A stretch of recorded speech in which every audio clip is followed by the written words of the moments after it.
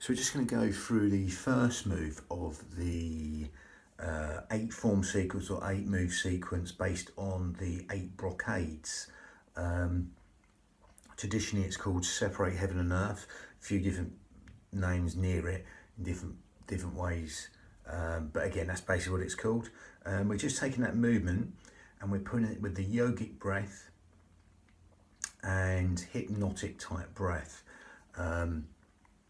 So again, this sort of hypno, yoga, gong sequence, we're gonna just change the breathing a little bit so we can calibrate and synchronize that with the breath for different effects.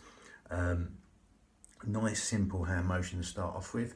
You're just literally coming up here and then open out the chest. We're gonna lengthen up and push away the wall, Samson style. But with the breathing, go a little bit of detail with that. We're gonna do the usual breath, then the traditional breath, which is breathe in to our bellies like a balloon, and exhale, let go. Again, I'm just overemphasizing that decrease and increase there. And that's going to be meditative breath. Helps stimulate our parasympathetic nervous system, and that gentle rise and the fall of that belly button will relax the body and cause that vibrational frequency in the body to relax every organ, cell, sinew of the body. So the breathing going to change a little bit with that motion. So this one helps the triple heaters within the traditional form, which is like the immune system of the body. That's the way to explain that meridian in short. We're gonna just go more with the yogic breath. So we're gonna breathe in through the nose. We're gonna go for Ujjayi breath. Okay, so as we breathe in and exhale, we're gonna grip at the esophagus. So we do that now. We breathe in through the nose. Again, as you saw, my shoulders come up, so they're just telling me they're there. So I'm not gonna do that. I'm gonna keep them down. We're gonna breathe into the belly like a balloon. Nothing coming up here in the shoulders. I've just done that to show you where not to do, because again, 90% of us are overactive in these upper traps, so we don't want to sort of breathe up here. We're going to breathe into the belly like a balloon as usual.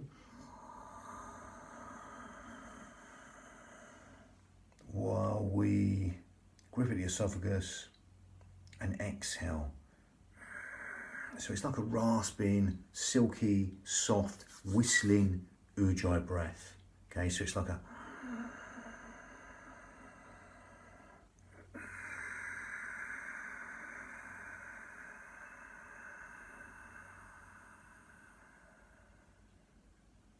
as you can probably hear, the breath, the out breath will naturally want to elongate long, okay? So let it drop longer than the in breath. The in breath's conscious thought, the out breath's subconscious thought.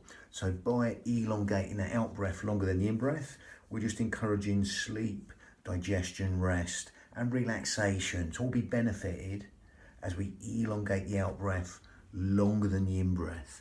Okay, so again, I'm not going to, again, you don't have to overemphasize that, but just make it longer than the in-breath. That will bring in then parasympathetic nervous system responses, will relax the body, and basically it's the housekeeping part of the body. All the things we don't think about, digestion, sleep, rest, relaxation, cellular communication between the cells, stuff like that, organ functions, will be benefited there by elongating the out breath with what we call victorious breath, Ujjayi breath, victorious breath. So that soft, sweet, silky whistling sound, that raspy sound from the back of the throat will stimulate the thyroid gland, which helps with weight control, etc. Helps us build the heat within the body and gives the mind something to focus on. Okay, so again, come back to that breath. Breathe in through the nose and then exhaling. You can even do it with the mouth open, like with the mouth shut. The reason we go in and out through the nose, it's a smaller filter through the nose, and that helps us lengthen the breath even longer. So does gripping at that esophagus. Okay, that lengthens the breath for that Ujjayi breath even longer also. So again, that will naturally happen, that gentle rise and the fall of the belly button with that elongated out breath. That brings in the hypnotic responses we want. So with that, we're going to link the breath to the motion. So again, calibrate and synchronize the breath with the motion. Again, we're going to just clasp the hands here.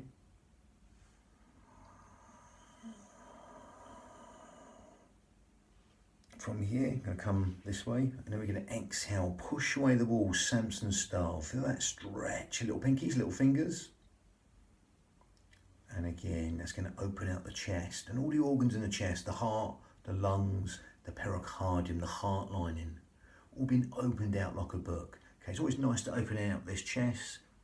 We tend to compress the chest a lot through bearing gravity, etc. So it's always nice to open out that chest and open out like a book. So from there, so we're going to breathe in, come up.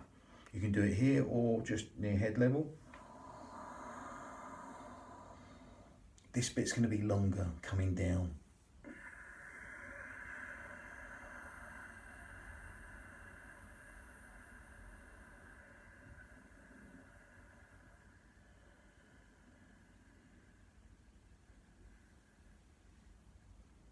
Again, I'm running out a bit of space here. Going to come forward, so it's if you want to come up on the toes, feel free, and exhale.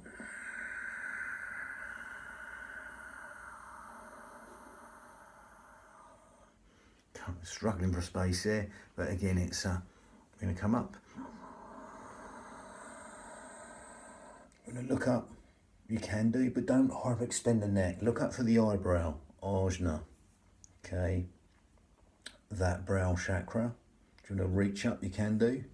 Again, because again, anything that builds us up this way against gravity is good, because we're bearing gravity. So anything that lengthens us up is good. And one of the best stretches you can get, reaching up. And exhale, open out that chest. You'll be nice and tall as long as you can coming up, and nice and wide on the way down. Allowing the hands just to descend down. That allows the shoulders to drop down. You might find they come up here a little bit as you come up. But with that natural descent as you come down, the shoulders will melt over the top of the hips. Okay. And just melt down into their own natural positions. Good one to put the shoulders in the right position. Even you can imagine a trickle of water just running down the back and dispersing. Melting the shoulders over hips, head over shoulders.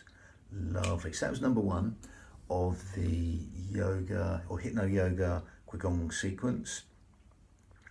And number two is lifting the hands to raise the condition of the stomach and the spleen. Bit of a mouthful, that one, but that's the meridians and organs it's linked to.